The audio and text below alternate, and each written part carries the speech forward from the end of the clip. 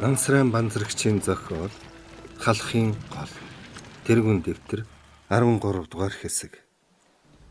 Баатар сумангаа дагуулan холбоочин даган явахдаа баян цагааныг бөмбөгдөж байгаа онгоцны сүрд дууг чагнан тийшээ харсаар явжээ. Баян цагааны урт тэгшхэн зоон дээгүүр хар утаа тоос суунаглан хөшөглөж байв. Баатрын суман 10 км явж хороотоогоо нийлв. Хороо нь багшаархан тулгаан арын хонхорт төр буудлаад байжээ. Тэдний хороотоогоо нийлэх үеэс хажуугаар нь маш олон танк хуржигнэлтэн баян цагаан өөд давхин өнгөрлөө.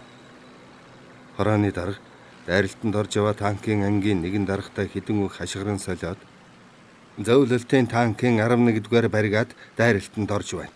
Манай хороог танкны хойноос дайралтанд ор гэж тушаасан гэд морд сумангуудыг хаагур дайралтанд орохыг хуваарлан зааж өглөө. Морд хороо танкнуудын хойноос хөдлөн нэг намхан хөдөл дээр гарч иртэл Японы 10 онгоц аль сэмхийгээр гарч ирснийг бүүмэд хорооны давшилтыг саатуулан бөмбөгдөж эхлэв. Тараад гисэн команд энд тэндгүй хангинаж морин цэргүүд сумын салаагаараа тал тийшээ таран хатирцгаа. Талаар нэг тарсан морин цэргийг бөмбөгдөөд ашиг олохгүйгээ мэдсэн дайсны онгоцнууд давшилтанд орсон танкын цавааг даган хошуурсан боловч манай 20 онгоц үүлний цаанаас гинэт гарч ирээд Японы онгоцтой тулуулдаж эхэллээ. Зөвлөлтийн танкууд аль хэдийн бараа сургагүйд ард орсон тул тэдний хойноос дайралтанд ороход хэтэрхий хол тасарсныг мэдээд хорооны дарга цэргүүддээ цугларах дохио өгчээ. Хорооны дарга сумангийн дарга нараа дуудан ирүүлж нэгэнт хоцорсон ч гэсэн баян цагаан өөд түргэн ойртохыг тушаажээ. Баатрын суман хорооныхон толгойн сэргийлэхэд гарч хорооноос төрүүлэн баян цагаан өөд өгслөө. Баян цагааны дээгүүр өнөө хөшгөлсөн утаа тоос улам өтгөрч их буу бөмбөгний тесрэх нь нэнч сүртэй дуулдан тэр хавийн газар тэнгэр нийлж байгаа юм шиг санагдана. Ухаагийн цаанаас гинэт дүрлцэн улаан гал эгц дэшээ олгойтох нь шатсан машин хуйгт танк бололтой. Баатрын суман тулалдааны сүрт аимшигт чимээг сэтгэл түгшин чагнаж дэргүүлсээр ухаа дээр гарч иртэл их бооны сум хажууханд нь лүг хийтэл тесэрч хэдэн хүн мориноосоо сугсран унлаа. Буцаад гисэн дуухад Баатар мориныхоо амыг эргүүлэх зуур хэн буцах команд өгөв шуудал дайрах юмсан гэж бодож амтсан боловч бас тун ойрхон их бооны сум дэлбэрч юу ч үзэгдэхгүй болов. Морин зовчин харайж тоосон дундаас сугсран гарахад Сарокын давхин ирээд бошуул гэж байдаг тэнхээгээр хашгиран газрын уруу шууг. Сум нь тарангуй янзтай баруун тийшээ уруудан давцгаалаа. Энд тэндгүй их бооны сум тесэрч шороогосхон эргэн тойрон юу олж байгааг нь мэддэх аргагүй болов. Баатрын сум нь дайсны их бооны ширүүн галд инхүү орж зүг буруулан зүхтэж байгааг хороонд дарах холхноос харж бусад сум нь тийш нь явуулсангүй нэгэн гүвэнэ ар хойд талаар нуугдан хориглох тушаал өгчээ. Баатрын сум их бооны суманд дэлдүүлэн морины хурдаар давхсаар дайсны сумнаас холдон нэгэн хонхорт орж ирлээ. Баатар жолоогоо татган харвал Сарокны шанаар нь цус гоожиж байв. Баатар мориноос өсрөн бууж түүнийг түшин буулгахад царайн цон хийж нүд нь хөдөлгөөн багтаа их л зовирлож буй бололтой ярваж хүндгэн амьсгалж байлаа. Александр Иванович гэвэл сургагч нь гүнзгий амьсгаа авч "Зүгээр" гэж хэлсэн боловч тамирдж сөлдсөн янзтай газар лүгхийн сууж цустай толгоогоо тэмтрэв. Баатар сандран байж түүний толгойг боож байхад Сарокын сулхан гинжснэ. "Бас л тооцоогүй таамгаар атакт орлоо доо" гэж гаслав. Машин хөнгөн нь дуугарахад цэргүүд эргэн харвал эмнэлгийн ногоон бүрхүүлтэй машин хурч ирлээ. Баатар ихэд баярлан Сарокныг суугдан босгоод машин руу хэд алхав. Машинаас цагаан халааттай бүсгүй гарч ирэхийг Баатар харснаа зог тусаж зүрх нь пал хийж үг хэлэх гээд амаа ангаажээ. Сарокны гөлөрсөн нүд инээмсэглэн тодорч "Цэрмаа" гэд цааш үг хэлж чадсангүй гараа сарвалзуулан гуйхад цэрмаач ухсгийж сургагчийг түшин авснаа Баатар өд хальтхан харж "Баатар минь бид хоёр энд уулздаг байжээ" гэж дуулдах төдий хэлээд Сарокны зүрхийг чагнаснаа толгоон боолтыг задлан цус тогтоох юм төрхөж дахин боосноо. "Түргий явахгүй бол болохгүй. Би дивизийн эмнэлэгт байгаа шүү. Өөр шархтан байна уу?" гэлээ. Түүнтэй хамт ирсэн хоёр эрэгтэй сувлагч Сарокны хоёр талаас нь сугдан машинд оруулахад Баатар хойноос нь даган явах зур "Хүүгээ" Гэдэр. Цэрмаа нөхрийнхөө айж твцэн нүрийг харж сайн айлд захиж орхисон. Хүмүн бараг хоолнд орсон. Чи минь бие мэдэж яваарай гэж чичгэнсэн хоолоогоор хэлээд шороо тоосонд дарагдаж халтруулсан хацрыг нээлснэ машины бүх ихт шалвхан орчих. Сумангийн жагсаалын дарга шархтаа 2 цэрэг дагуулan ирж машинд суулгалаа. Машин хөдлөх гэж байхад Сарокийн бүрхүүлийг нь ярьж Баатрийн мөрөнд толгоогон хүргээд даач нөхөр минь би одохгүй эргэж ирнэ. Болгоомжтой хашир байдаг юм шүү гэж захилаа. Баатар хариу үг хэлэх гэтэл машин угсахын хөдлөв. Баатар машины хойноос хэд алхаж хөөх юм минь тэсэх байгаадаа хүндхэн шархацсан шиг байна гэж бодлоо. Машин жирээсээр мөдгөн далд орчихв.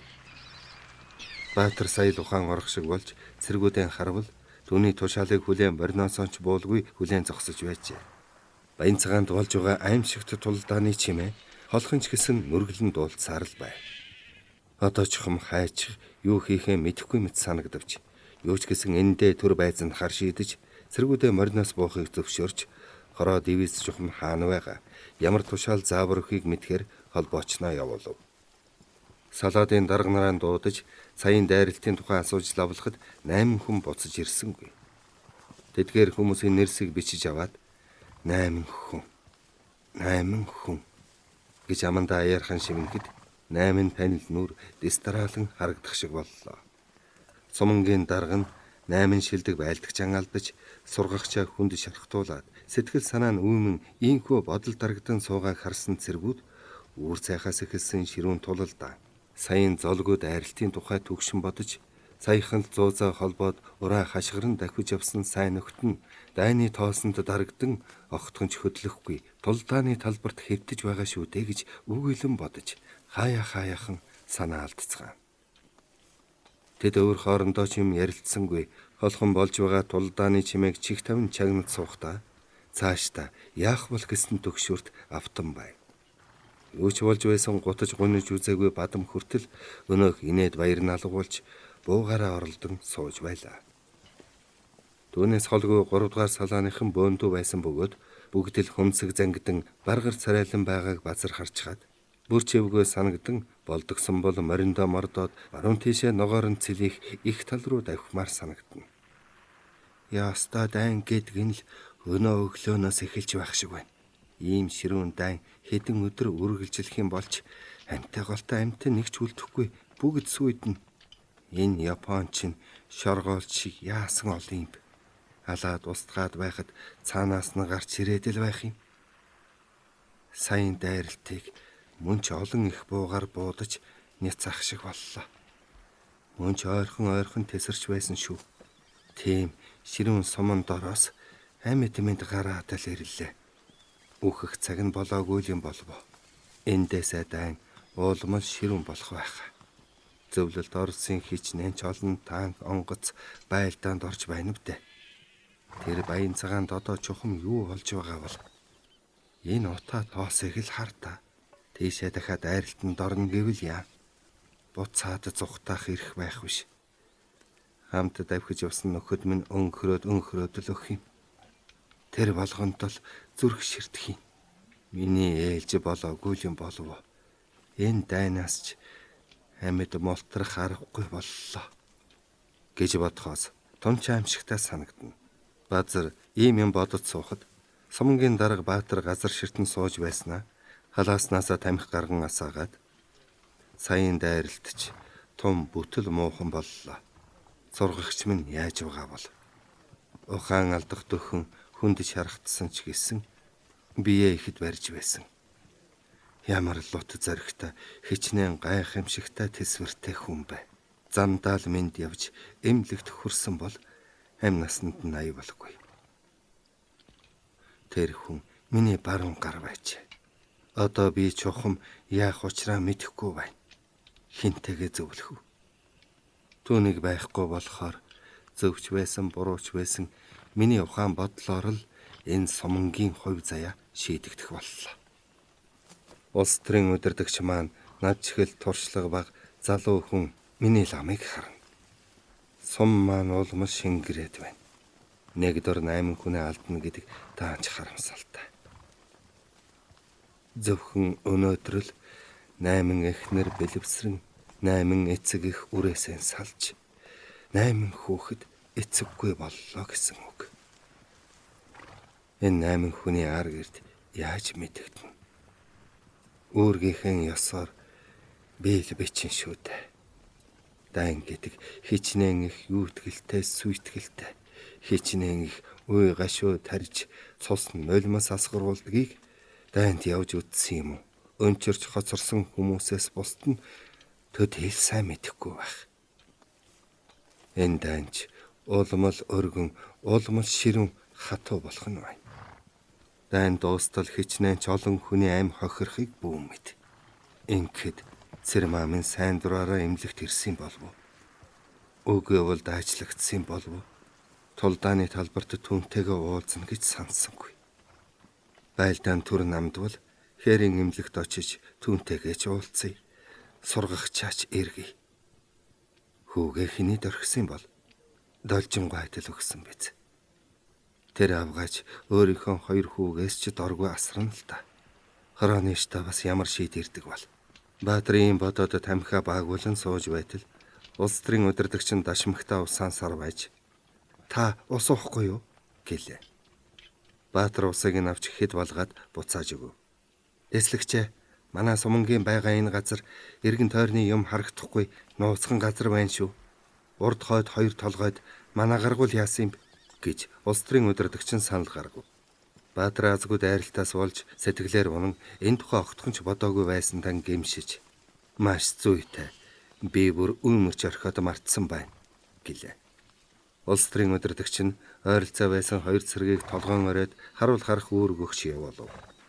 Улс төрийн удирдагч Баатрын дэргэд ойртон суугаад өнөөдрийн дайралтын үеэр амь эрсэдсэн нөхдийнхөө цогцсыг нэг дор оршуулах юм шүү. Цэргүүдийн маань сэтгэл баахан уймэрч айж төгшиж байх шиг байна гэвэл тэгнэ. Тулалдаан түр намдахаар л оршуулна. Чи нөхдийнхөө урам зоригийг сэрэгтэл сайхан яриа хийхгүй юу? Удахгүй дахиад л тулалдаанд орох байх гэж Баатар хэлбэл улс төрийн удирдагч толгойд өглөө. Чи дайчиддаа яриагаа хий. Би өмнөх толгойн харуул дээр очиод ирье гэж Баатар хэлээд бослоо. Баатар эргэж харсангүй нэлээд холдох үеэс нөхөд дайчдаа өнөөдөр манай эрлэхийг суман дайсны үлэмж давуу хүчний ширүүн дайралтын эсрэг баатарлагаар тулалдаж асрах гавьяат үлсийг бүтээлээ гэж улс төрийн удирдагчийн цангинсан дуу гарлаа. Баатар толгойн оройд гарахад улс төрийн удирдагчийн ярьж байгаа нь холдон холдсоор дуулахгүй болов. Алсхан болж байгаа тулалдаан улам ширүүсэн ойр татж байх шиг санагдана. Баатар тэрхүү ширүүн тулдааны аимшигт чимээг сэтгэл түгшин чагнаж алхасаар толгойн оройд харуулд гарсан цэргийн дэргэд ирвэл бие далдлан бяцхан нуугч ухчихсан хэвтэж байжээ.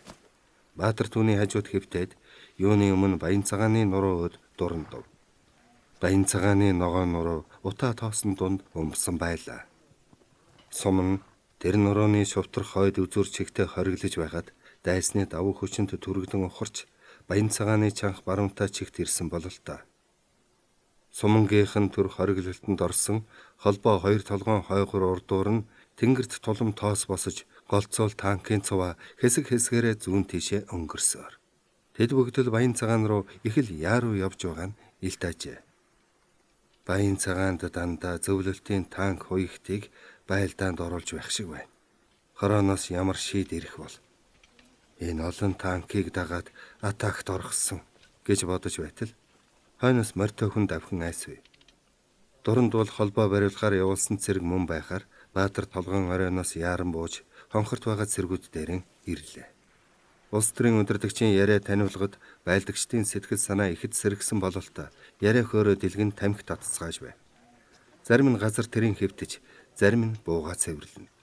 Холбооч нь давхин ирээд нөхөр дэслэгчд манай хороо сумангаас 3 км зайтай хориглосон байна. Дивизийн штабч тэр хавьд байгаа юм байх. Манай суман эндээ сайтар хориглож баян цагааны хойд шилээр нэвтэрч ирж мэдэх дайсныг отож бай гэж хороон дарга тушааж байна хэмээн илтгэв. Баатар салаадын дарга нарыг дуудаж ирүүлэн хорооны даргын тушаалыг танилцуулаад хойд толгойд 1-р салаа, өмнөх толгойд 2-р салаа, Хоёр толгойн хоорондох нахист 3 дугаар салаа байрлаж нэг бүрийн нуув чухал. Мордо энэ хонхорт бэхэлцгээ гэж тушаав. Салаатын дарга нар заасан газар өд сэргээ дагуулan явцгаав. Нар хэдийн үд өнгөрсөн бололтой.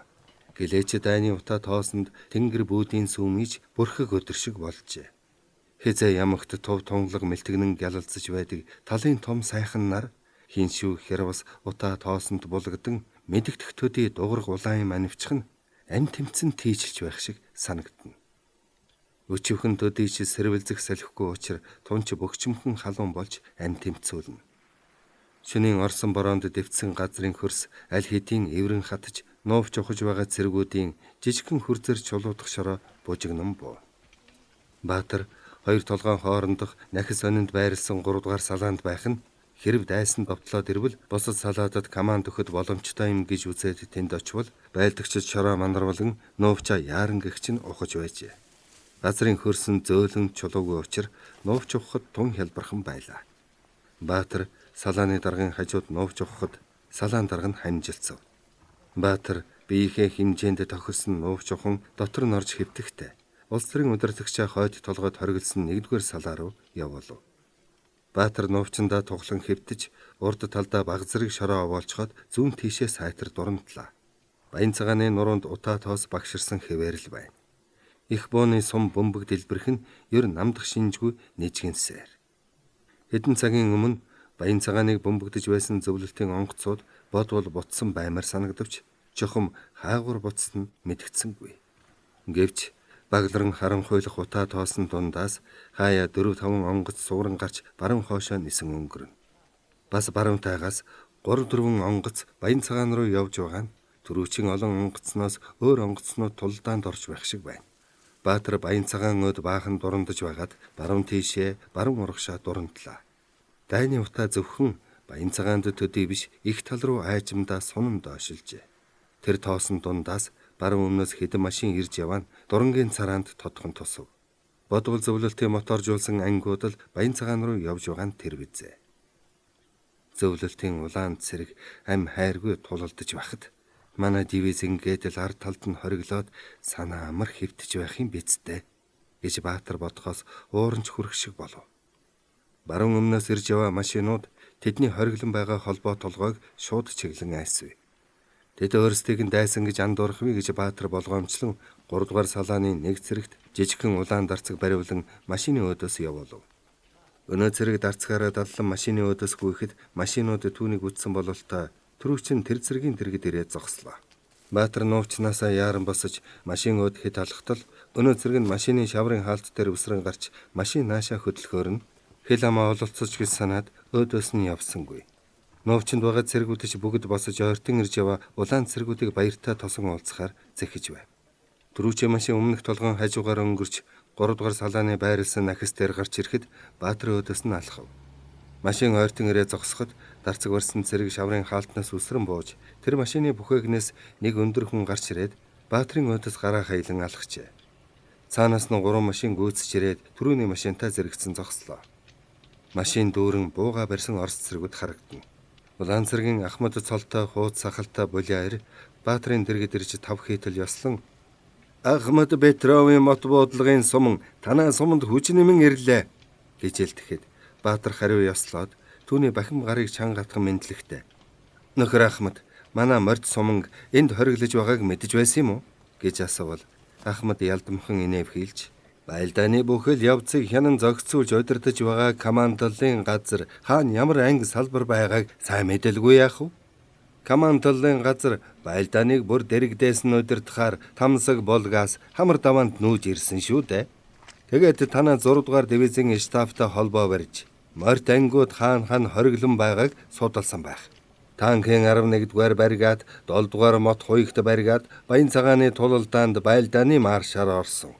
Манай 24-р мот буудлагын хорооны зарим ангиуд ч өнөө өглөө тулалдаанд орлоо гэж ярьснаа цэргүүд өдөө харж машинаас бууцгааж байраа түргэн эзэлгэж тушаа.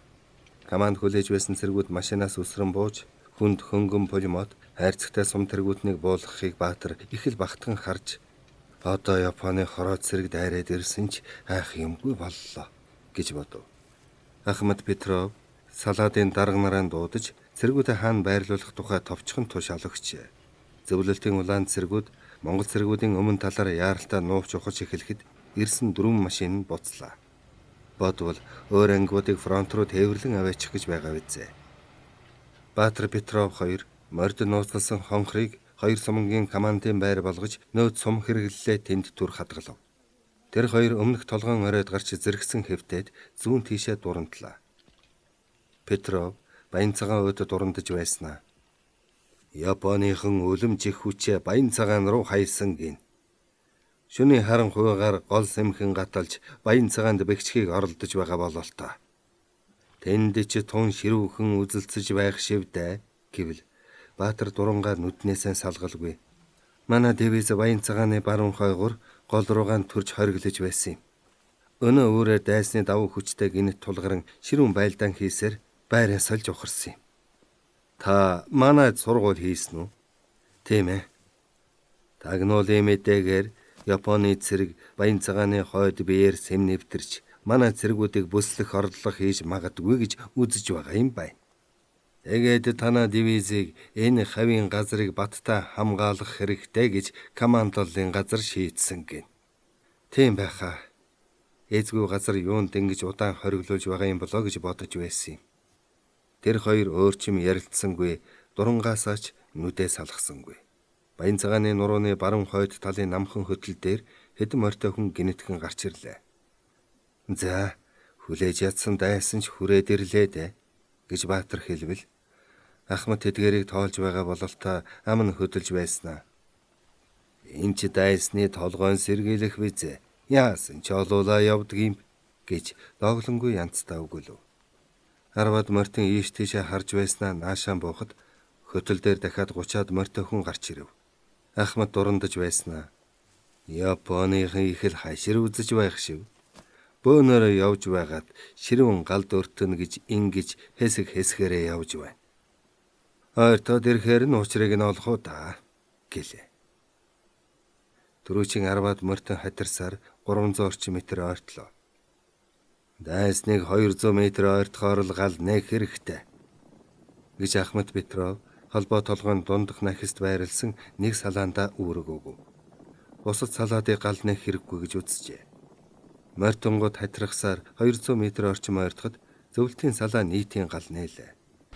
Санамсаргүй явсан японочууд бутран уймснээ цаашаага humгүй зогтцгаа.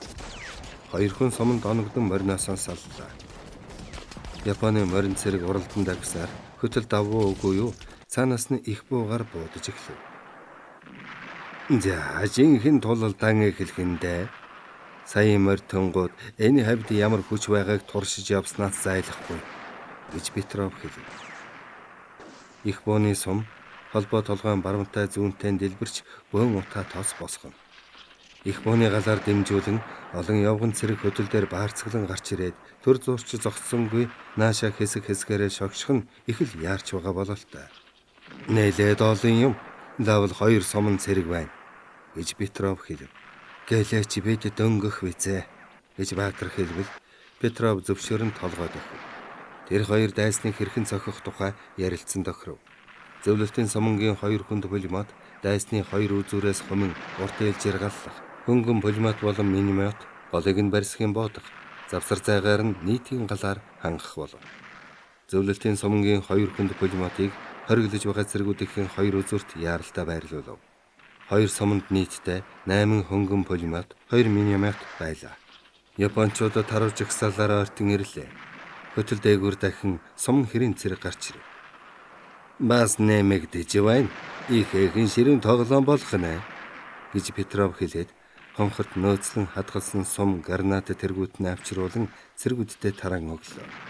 Японы их буу таамгаар боловч зогсоо зайгүй буутах нь давшиж яваа цэргүүдэд зоригжуулж байгаагаас бус хориглосон Монгол зөвлөлтийн цэргүүдэд ямар ч хохирол учруулахгүй болох нь тэсрэв. Энэ тулалдааныг хашир туршлагатайгаар Петров командлах болов. Японочууд шогссоор нилээд ойртлоо. Тэнгэр дулаан буужин дүүлэн нисгүүд хүнд хөнгөн пулемет тажигнан ширгэн галаар дайсны эхний игнийг хяргаж нам хэрэгтүүлв. Минометийн сумч дайсны бөөн дунд нь унаж Олон зуун винтовын дуу тасралтгүй нэжигнэн дайсныг өндих аргагүй болгосон боловч Япончуудын эсэргүүцсэн буудах нь нэн ширүүн байлаа. Япончуудаас нэг ч хүн өндийж зүрхлэхгүй байсан ч сахлаг ногоон дундуур мөрөлдсөн мөлхөх нь тоймгүй олон үл хорхой арга үнэн хөдлөх нь. Пулемё, минамё, винтовын дуу холилтон тажигнаж утаатоос манс гэнэ. Япончууд хохирлоо үл хайхран алхам алхмаар ягсаар түрүүчин 100 метр ойртож ирснээр нэгэн зэрэг босож муухай ойрлолтон гүйцгээд. Суман дөртөн унах нь унаж түрүүчин бараг тулаад ирэхэд эхний игнэнд байсан орос зэргүүд гранатаа ээлжлэн шидцгээв. Тэсрэлтийн чимээ чигтөжрүүлэн нэжигнэж бөөнбөн харавтаа шороотоос босож юу ч харагдахгүй болжээ. Утаатоос нь дунд цаашаа зүгтааж яваа Японуудын хөлөнд жирэлцэн харагдав. Орос Монгол зэргүүд харагдсан хөл бүрийг л буудцгаа. Утаатоос баг зэрэг сарнин дээш хөөрөхөд оргилсан зэргүүдийн өмнө тал олон Японы хүр бараалан харагдав. Япончуудын ихний улангарсан дайралт ийхүү нясагдж нэлээд холдсон ч гэсэн галын хүчин ширүүн хэвээр байлаа. Японы их боонууд байгаа олж харсан бололтой хоёр толгой түүний хоорондох нахис дээр байн сум дэлбэв. Дайсан манай хориглолтын байрыг сүрхий мэрэгэн онож эхэллээ. Байраа солихгүй болохгүй. Нөхөр дэслэгч сумангаа аваад зүүн гарын намхан хөтөлөд гарахыг бод гэж Петров тушаа. Баатар цагийн байдал аюултай болсныг мэдэж ойрхон тесрэх их бооны суман доогоор гүйж салаадаа аваад зүүн гар талын хөтөл рүү гарахыг салаадын даргант тушаач. Тэдний салаад яаран сандран байж хонхор руу бөөнөөрөө гүйцгэн орж мордоо унан заасан хөтлөөд хариалгаж байгаа нь харагдсан тул Баатар цэргийнхээ хойноос явах гэтэл Ахмад Петров хөтлөх шинжгүй нуугчиндаа хэвтэж байхаар нь хэд том харайж дэрэгдэн очоод "Нөхөр Ахмадаа байраа" гэж тэнхээ мэдэн хашгирвал Петров эргэн харснаа "Эд танаа суман галаараа хамгаалж байна. Та зэрэгэн аваад бушуухан яв" гэж мөн чанга хашгирчээ. Ахмад хөнгөн пулеметийн ойролцохон очиж хэвтээд винтовоор буудлаа. Баатар Японы цэрэг бод харвал их бооныхаа суман доогоор дахин дайрч байлаа. Тэгэхээр нь Орос нөхрөө орхиод явж зүрхэлсэнгүй. Хамгийн сүүлд сумангаа галаараа хамгаалан хомхор руу гүйж яваа хөнгөн пулеметчнаа дуудаж Орос пулеметчны хажууд хэвтүүлэн энэ холбон галахыг тушааж өөрөө Петровын дэргэд хэвтээд бараг дэргэдийн шахан гүйж ирсэн нэг Японыг гар буугаараа нам боодож өнгөө. Орос цэргүүд тулаад ирсэн Япончууд руу мөн дараалан гранат шидэцгээв. Баатар чи зүүж явсан хоёр гранатаа чулууджээ. Япончуудын хоёр дахь дайралд амжилтгүй болж ухрав. Тэгтэл Баатарын дэргэд их бооны сум дэлбэрч дээрээс нь шороо шажигнан бууж юу ч харагдахгүй боллоо. Толгойн дүнгэн дүүрч нүдэнд нь шороо орж арган нулимс нь асгарлаа. Нүдэн арчаад харвал Петровч дарсан шороогоос ихсрэн өндийхтөө Баатарыг харж "Нүгэ та чинь" гэхэд Баатар нүдэн нухлан "Зүгээр хамтдаа байхан дээр" гэж. Петров хөмсөг зангидан "Суман чинь командгүй" гэж зэмлэх гэтэл түүний үгийг үгүйсгэх мэт сүрт ураа цураатан морин төвөргөн бижигнэ. Баатар өндийн харвал хажуугийн хөтөлд гарсан сум нь Японы ар хударгаар атакт орж байлаа. Петров босон харайж "Урагшаа миний хойноос" гэж хашгираад гүйхэд Орос цэргүүд ярсгийн босож сүрт ураа хашгиран гүйцгээлээ. Баатар Ахмадаас алхамж хоторсонгүй ураа хашгиран гүйх зур гар буугаараа буудсаар л байв. Хоёр талаасаа дайруулсан Япончуудын зүрх нь хүч зогтлоо. Морь цомон зогтсон дайсны сүүлчийн хідэн зэргийг гүйцэж сэлэм гялалзан Япончууд сарвалзан унах нь Баатарт тунч бахта харагджээ. Япончуудын ихэнх нь хүүр болж ань золбон зогтсон хөтлийн цаад руу далд оржээ. Петров дайралтанд орсон цэргийн хурааж цуглуулж байтал дайсны хөтөл давтал элдэн хөөсөн морьт суман давхин ирлээ. Баатар сумангаа тосон очиход улс төрийн удирдагч нь түүнийг харснаа мориноосоо дэвхрэн бууж тэврэн аваад "Та эндээ үлдсэн юм уу? Суман хойд хөтөлд гарахад та алга байсан. Нөхдөсөн асуувал мэд хүнч байсангүй. Биднийг тэр хөтөлд гарсныг Японыхан мэдээгүй байсан бололтой. Хажуу бөөрнөөс нь дайрвал болмоор санагдаад сумангаа авч атакт орсон юм" гэж дуржигнуулан ярьлаа. Баатар гарыг нь чангатгаж "Чиний энэ ухаантай зөв шийдвэр хоёр сумангийн ялалтыг хангасан" гэхэд Петров хурч ирээд улс төрийн удирдагчийн гарыг чангатхан хүчтэй сэгсрээд "Баяр хүргэе. Чи ёстой Баатар ир байна. Монголын морин цэргийн гайхамшигт атак Японы зүрхийг өвхүүлсэн гэснэ. Гарыг нь дахин чангатгаж байлдааны халуун баяр хүргэе гэхэд Орос цэргүүд Самбата зөрөгтэй улс төрийн удирдагчид баяр хүргэн ураа цуурайтуулв. За нөхөд минь анхныхаа ялалтыг байгууллаа. Байрандаа очих уу гэж Ахмад хэлв. Петров хэдэн цэрэг гаргаж дайсны хүүрийг тоолох, буу зэвсгийг нь цуглуулах үүрэг өгөв. Орос Монгол сумангийнхан хамтран байгуулсан ялалттай сэтгэл хангалуун өвөр хоорондоо ярилцсан хориглож байсан газраа ирж Монгол цэргүүд морьдоо өнөө хонхорт уйж бэхлэв. Энэ тулалдаанд Орос Монгол хоёр сумангаас 12 хүн амьэрсэтсэн байжээ. Сүүлчийн дайралтыг няцааж байсан Орос Монгол хоёр хөнгөн пулеметчин хоёулаа алгажээ. Тэднийг их бууны сум хөнөөсөн байв. Нэг дор хөвтөө тэр хоёр цэрэг пулемета гараасаач салгасангүй. Цэргүүд тэр хоёрыг тойрон хөмсөг зангидан харлаа. Баатар пулеметчондоо сүүлчийн тушаал өгч энд үлдээгүйсэн бол амьд байх байсандаа гэж харамсан бодож цөхрөн суугаад голиснүүдээр харвал хоёр пулеметчны биеэс ягаан хүрэн цус урсаж байлаа. Тэр цус салаалан урсаж байгаад хоорондоо нийлэн урссаар элс рүү шингэх ажээ. Өнийг хардаа гэж Баатар тэр нийлж урссан цусыг заалаа. Петров бүхийж харснаа малгайгаа авч мөн сөхрөн сууж тонгос хийснэ. Огцомхон босож хүрээлэн зогсон Орос Монгол цэргүүдийг харж ах дүү даач та. Манай хоёр ард түмний найрамдал ингэж цусаараа гагнагдсан юм шүү. Дайны талбарт унсан энэ хоёр баатарын цус нэгэн цутгалан болон урсаж байна. Та нөхөд үүнийг сайтар харж сэтгэл зүрхэндээ үрд санаж яв. Манай хоёр ард түмэн энэ ширүүн тулалдаанд амьгээсэн олон баатруудынхаа яруу алдрыг хязээч мартахгүй. Нас варсан энэ хоёр дайчин эрийн алдар нь үрд мөнхрөх болтугай гэв. Түүний хэлсэн энэ үгийг Баатар Монгол дайчин нөхөддөө үг гэлгүй орчуулан хэлж өгчээ. Хүрлгэр царайлсан Орос Монгол байлдагчид цус нь нийлэн урсаж байгаа хоёр нөхрийнхөө цогцсыг гөлрөн ширтэж ихэд хүндэтгэл илэрхийлж байлаа. Дайнд бас ховор сонин учрал явдал дайралтах юм. Ийм сонин тохиолдол хүний санаанаас яаж гарах вэ гэж Баатар бодоод гүнзгий санаалдав. Ахмадын саналаар хоёр пулеметчныг нэг дор оршуулж овг нэрийг нь бичсэн модон пайз дээр нь босгож хоёр сумангийнхан сүүлчийн хүндэтгэл илэрхийлэн 3 удаа нэгэн зэрэг буудаж яслав. Энэ нэгэн сонин тохиолдол нь Орос Монгол дайчдын зэргийг Улаанбаатар аж ирээдүйн ялалтан дурейлан дуудсан цогт дайчин үрээ болжээ. Орос Монгол цэргүүд бусад амьэрсэтсэн сайн нөхдөд хүндэтгэн оршуулж салах ёс гүйцэтгээд түр амарцгаа. 13 дугаар хэсэг төгсөв.